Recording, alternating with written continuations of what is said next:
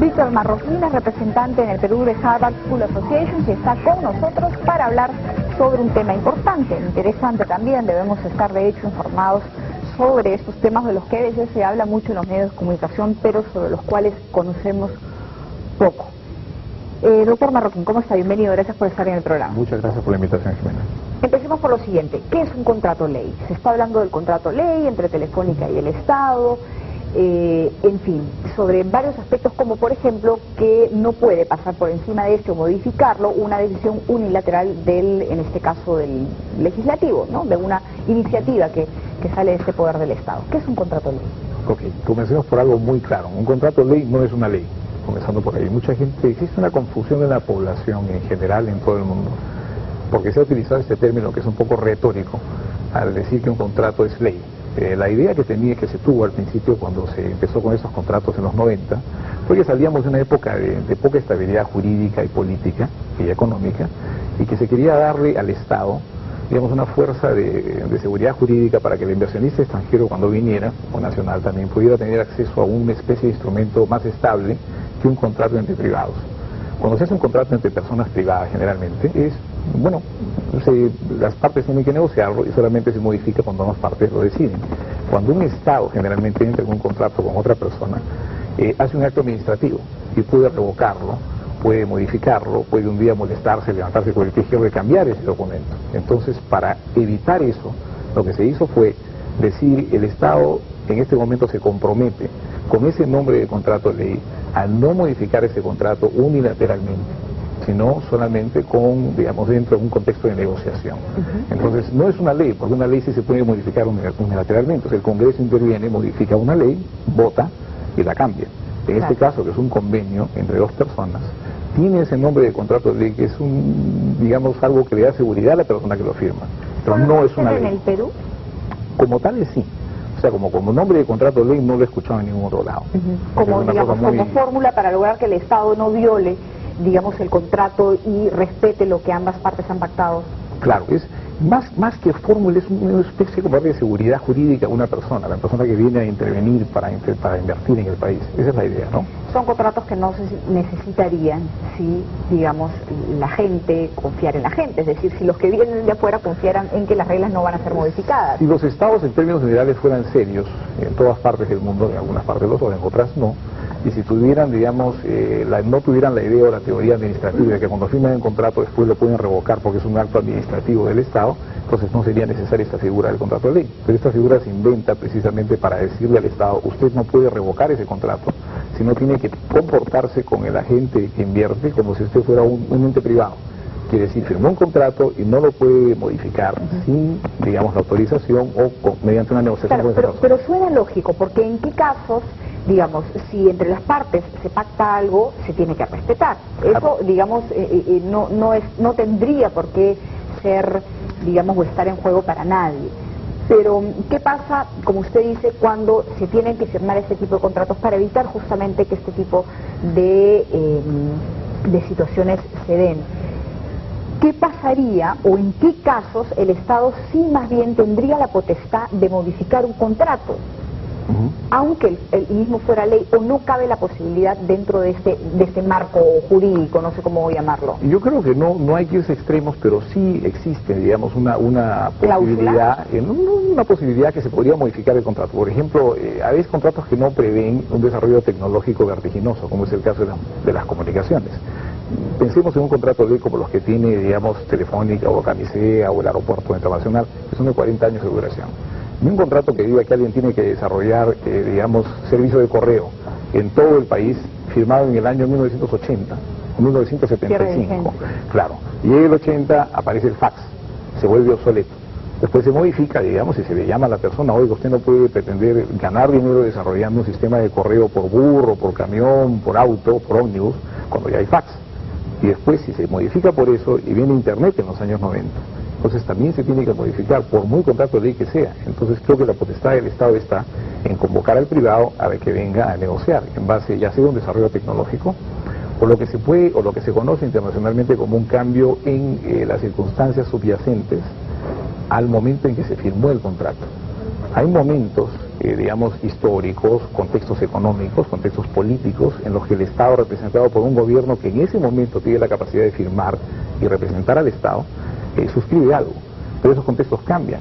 Entonces, cuando eso ocurre, es necesario que se convoque al inversionista a negociar. Claro, pero en los dos ejemplos que he escuchado, le he escuchado a usted decir, es necesario convocar al inversionista, es necesario reunirse, es necesario conversar. Claro. O sea, digamos, suena lógico y parece, digamos, un poco trillado estar hablando de esto, pero ocurre, y el ejemplo es que efectivamente en el Congreso se ha aprobado una ley que puede ser muy buena o muy mala. Sobre eso no estamos discutiendo, y yo quería aclararle eso a ustedes. No estamos discutiendo si la renta básica es o no necesaria. Estamos hablando estrictamente del aspecto legal y normativo. ¿Se puede o no se puede? ¿Qué pasa si usted el día de mañana se muda a un cuartito que alquiló y el día siguiente el inquilino decide unilateralmente subirle el alquiler porque se le ocurrió? Eso no se puede hacer. Claro, en términos generales no debería hacerse. Existen dos teorías en derecho que son muy claras. Una es la santidad de los contratos, o pacta sunt servanda, que quiere decir que los contratos se cumplen tal como fueron firmados. La otra, digamos, teoría que compite con esa es la que estaba mencionando hace un momento, que se firma un contrato y las circunstancias subyacentes cambian. Entonces, ¿qué pasaría, por ejemplo, como daba el ejemplo del contrato del correo y viene Internet? Obviamente el Estado le dice, oiga, modifique, y si no lo modifica, se lo modifico yo, porque sería una locura continuar con un contrato de correo así. En un país como el Perú, en las condiciones en las que hoy vivimos, estamos en el 2006, gobierno del doctor Alan García, ¿son necesarios aún los contratos ley? Porque el problema es qué pasa si el día de hoy viene una empresa, viene Telmex o cualquier otra empresa, digamos, y dice, bueno, quiero invertir en determinada área, en determinado mercado, es una inversión fuerte, necesita el respaldo y saber que no va a venir el Estado unilateralmente a modificar el contrato y por lo tanto quiere hacer un contrato ley. ¿En qué momentos, en qué casos son necesarios? Hoy en el Perú es necesario seguir con eso, porque ¿qué pasa si un gobierno no negocia bien? Viene otro, obviamente quisiera cambiar las cosas, pero por una cuestión de respeto no se puede hacer. ¿Cómo nos cubrimos en ese sentido? Dos cosas. Primero, hay que equilibrar el respeto con las necesidades económicas de un país y la facultad que tiene, obviamente, de convocar a alguien y decirle, oiga, presionarlo políticamente. En este momento creo que todos estamos cumpliendo una función. El Congreso promulga una ley o envía un proyecto y produce un poco de presión política. Hemos visto que se ha reunido ya Telefónica con el presidente y bueno, está el Ejecutivo negociando por su lado y se está produciendo algo que hace solamente 3 meses o 4 en la campaña electoral, cuando se decía que no se podía modificar ninguno de esos contratos, pues está ocurriendo. Entonces creo que en ese sentido sí se puede hacer. Pero hoy en día no creo que sea necesario que tengamos contratos ley. Ya es algo que creo que ya trasciende lo que el país ha superado. Es algo que ya nosotros hemos ido un poco más allá de lo que se pensó. De hoy en adelante, ¿no? Debería bastar la palabra del Estado para que un inversionista venga, invierta tranquilo y el Estado no modifique ningún contrato de manera unilateral. Debería bastar la palabra del Estado, digamos, la sofisticación del inversionista, porque los inversionistas solamente tienen un cálculo de riesgo cuando envían equipos de inversión para evaluar un riesgo en un país. Entonces hay, obviamente, agencias de crédito. El país tiene un rating, en toda inversión existe un riesgo y los inversionistas vienen e invierten y obviamente evalúan al país tal cual.